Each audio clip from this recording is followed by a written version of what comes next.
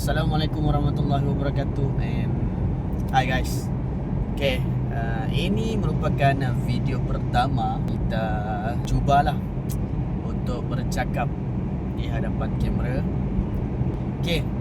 Tahun 2026 kita target untuk aktifkan akaun YouTube supaya ada income lebih sikit lah. Jadi tolonglah saya untuk subscribe, like dan share video ini. So topik hari ini adalah berkaitan dengan dipendekkan cerita. Last 2 weeks saya naik flight pergi ke KL, pergi ke Kuala Lumpur. So waktu balik ada satu kejadian, bukan satu kejadian pun, tapi memang biasalah terjadi semasa kita naik flight. Kalau siapa perasan ataupun siapa yang ambil kisah tentang ini, jadi dia akan tahulah. Berkaitan dengan sebelum landing, pramugara ataupun pramugari akan bagi announcement mengatakan lampu akan dimalapkan seketika, ataupun lampu akan dimalapkan lah untuk tujuan mendarat. Jadi masa landingnya saya macam muskil sikit. Kenapa mesti tutup lampu? Kena sibukkan lampu je. Sama juga dalam kereta. Kena kita mesti tutup lampu? Kalau kita buka lampu mesti mak bapak marah. Nasi.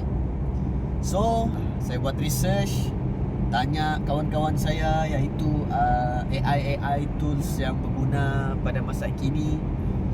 Rupanya jawapannya silah terlalu saintifik, tapi make sense, boleh diterima dengan akal.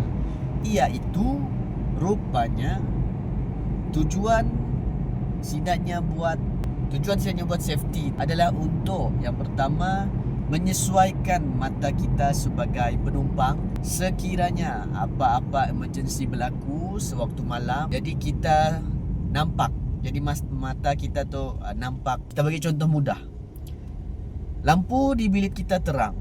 Bila kita tutup lampu terus, automatik gelap. Jadi mata kita agak perlahan ataupun sukar untuk menyesuaikan diri dalam masa gelap. Jadi bila tujuan dilakukan seperti ini, safety itu, bila lampu ditutup, mata kita akan biasa dengan gelap. Jadi kita akan nampak surrounding area, yang pertama. Yang kedua adalah untuk menunjukkan ataupun bagi lampu emergency ataupun laluan-laluan kecemasan mudah untuk dilihat sebelum apa-apa terjadi. Yalah, dua perkara. Yang ketiga, yang tu ada banyaklah bukan kemusykilan, ada banyak percanggahan lah. Ada yang cakap untuk save energy, tapi kita boleh juga letakkan untuk save energy, tapi si mungkin lah, memang rasanya dua tu lah paling kuat. Yang pertama adalah untuk mata kita tu biasa dalam kegelapan, dan yang kedua adalah untuk mata kita terus hantar signal ke otak kita tu adalah pintu emergency. Jadi terjawablah persoalan kenapa sebelum landing flight atau kapal terbang mesti memalapkan ataupun memadam lampu mereka untuk tujuan ini. So kita dapat satu ilmu, mungkin kita akan buat hari-hari lain.